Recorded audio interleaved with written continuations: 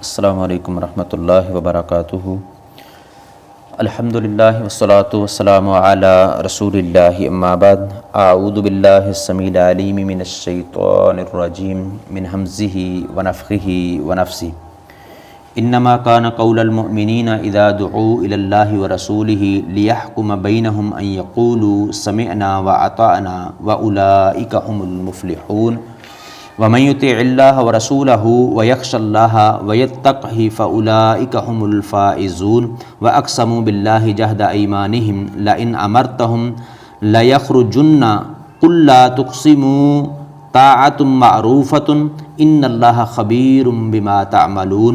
قل اطیعوا اللہ واطیعوا الرسول فإن تولوا فإنما علیہ ما حمل وعلیکم ما حملتم وَإِن تُطِيعُوهُ تَهْتَدُوا وَمَا عَلَى الرَّسُولِ إِلَّا الْبَلَاغُ الْمُبِينُ۔ انما قول المؤمنین، ایمان والوں کی بات اس کے سوا کچھ نہیں۔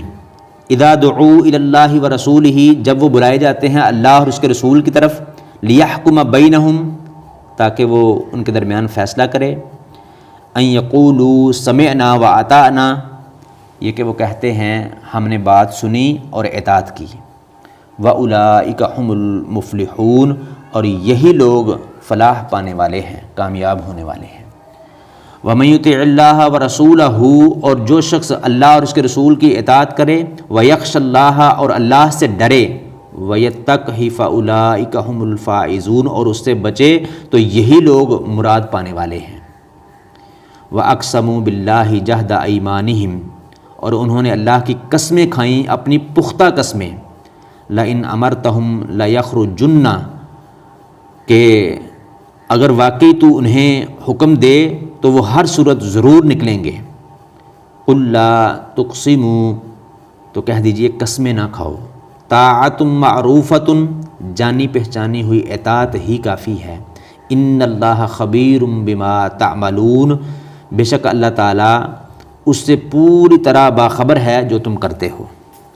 قل اطیعوا اللہ واطیعوا الرسول، کہہ دیجئے اللہ تعالیٰ کا حکم مانو اور رسول کا حکم مانو۔ فإن تولوا فإنما علیہ ما حمل، پھر اگر تم پھر جاؤ تو اس کے ذمے وہی ہے جو اس پر بوجھ ڈالا گیا ہے، وعلیکم ما حملتم، اور تمہارے ذمے وہ ہے جو تم پر بوجھ ڈالا گیا ہے، وَإِن تُطِيعُوهُ تَهْتَدُوا، اور اگر تم اس کا حکم مانو گے تو ہدایت پا جاؤ گے۔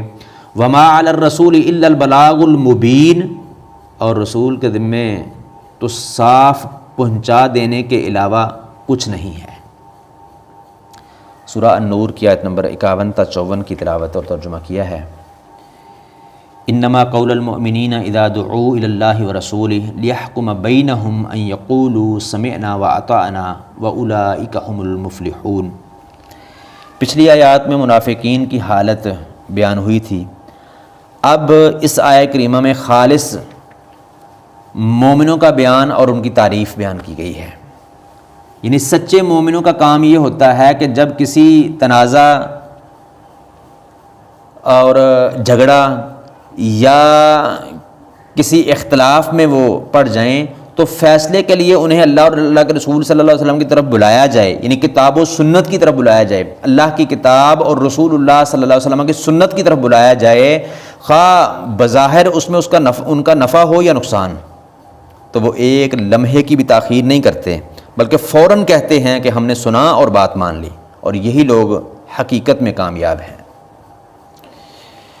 وَمَن يُطِعِ اللَّهَ وَرَسُولَهُ وَيَخْشَ اللَّهَ وَيَتَّقْهِ فَأُولَئِكَ هُمُ الْفَائِزُونَ، یعنی فلاح و کامیابی کے مستحق صرف وہ لوگ ہوں گے جو اپنے تمام تر معاملات میں اللہ اور اس کے رسول صلی اللہ علیہ وسلم کو فیصل سمجھتے ہیں، اور اللہ کے رسول صلی اللہ علیہ وسلم کے فیصلے کو اپنے دل کی خوشی سے قبول کرتے ہیں، اور اللہ کے رسول صلی اللہ علیہ وسلم کی اطاعت کرتے ہیں، اللہ سے ڈرتے ہیں، اللہ کا تقوی اختیار کرتے ہیں، نہ کہ وہ لوگ جو ان صفات سے محروم ہیں۔ وَأَقْسَمُوا بِاللَّهِ جَهْدَ أَيْمَانِهِمْ لَئِنْ أَمَرْتَهُمْ لَيَخْرُجُنَّ،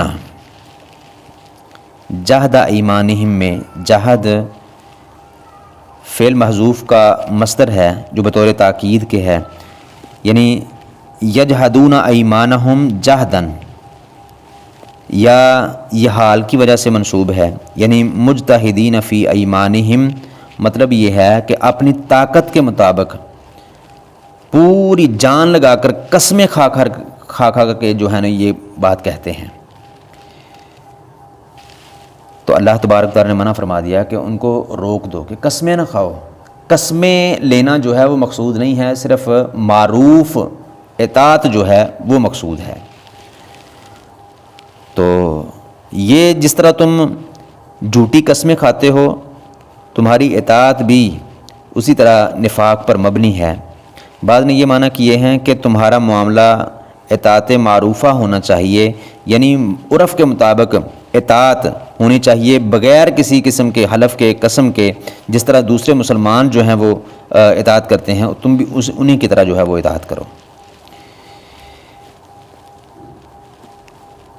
ان اللہ خبیر بما تعملون، یعنی وہ تمہارے سب کے حالات سے باخبر ہے، کون فرما بردار ہے اور کون جو ہے وہ نافرمان ہے۔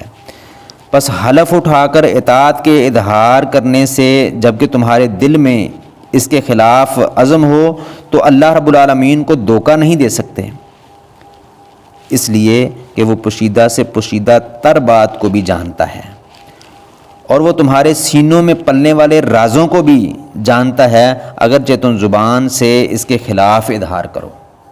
زبان سے قسمیں کھاؤ، اطاعت کی قسمیں کھاؤ، لیکن جو تمہارے دل میں ہے اللہ تبارک تعالیٰ اس سے بھی واقف ہے۔ اللہ اکبر کبیرہ۔ قل اطیعوا اللہ واطیعوا الرسول، یعنی صرف اللہ کی نہیں بلکہ اللہ کا بھی حکم ماننا ہے، اور اللہ کے ساتھ اللہ کے رسول صلی اللہ علیہ وسلم کا بھی حکم ماننا ہے۔ اور رسول اللہ صلی اللہ علیہ وسلم کی وفات کے بعد آپ کا حکم ماننا کیا ہے؟ کہ آپ کی سنت کی پیروی کی جائے، آپ کی تعلیمات کو فالو کیا جائے، آپ کی جو سنت، جو احادیث آپ فرما کر گئے ہیں، آپ جو تعلیمات دے کر گئے ہیں، ان کو فالو کیا جائے، ان کے مطابق اپنی زندگی کو بنایا جائے۔ فَإِن تَوَلَّوْا، پھر اگر تم پھر گئے تو اس میں رسول اللہ صلی اللہ علیہ وسلم کا کوئی نقصان نہیں ہے بلکہ تمہارا اپنا نقصان ہے۔ فَإِنَّمَا عَلَيْهِ مَا حُمِّلَ وَعَلَيْكُمْ مَا حُمِّلْتُمْ، کیونکہ رسول اللہ صلی اللہ علیہ وسلم سے وہ پوچھا جانا ہے جو ان پر بوجھ ڈالا گیا۔ ان پر بوجھ کیا ہے؟ دعوت دینا، اللہ کے پیغام کو پہنچانا، تو انہوں نے پہنچا دیا، آگے تم نے عمل نہیں کیا۔ وَعَلَيْكُمْ مَا حُمِّلْتُمْ، تو تم سے اس کے بارے میں پوچھا جائے گا جو تم پر بوجھ، اور تم پر بوجھ کون سا ڈالا گیا تھا؟ رسول اللہ صلی اللہ علیہ وسلم کی دعوت کو قبول کرنا اور اس پر عمل کرنا۔ وَإِن تُطِيعُوهُ تَهْتَدُوا، اللہ اکبر، اگر اس کی بات مانو گے، رسول کی بات مانو گے تو ہدایت پا جاؤ گے، یعنی اگر تم رسول کی اطاعت کرو گے تو ہدایت پا جاؤ گے۔ اس کے علاوہ اگر کسی کی بات مانو گے تو اس میں ہدایت نہیں ہے، اس میں ہدایت نہیں ہے۔ اللہ تبارک تعالیٰ سے دعا ہے کتاب و سنت کو صحیح معنوں میں سمجھنے، عمل کرنے اور دوسروں تک پہنچانے کی توفیق عطا فرمائے۔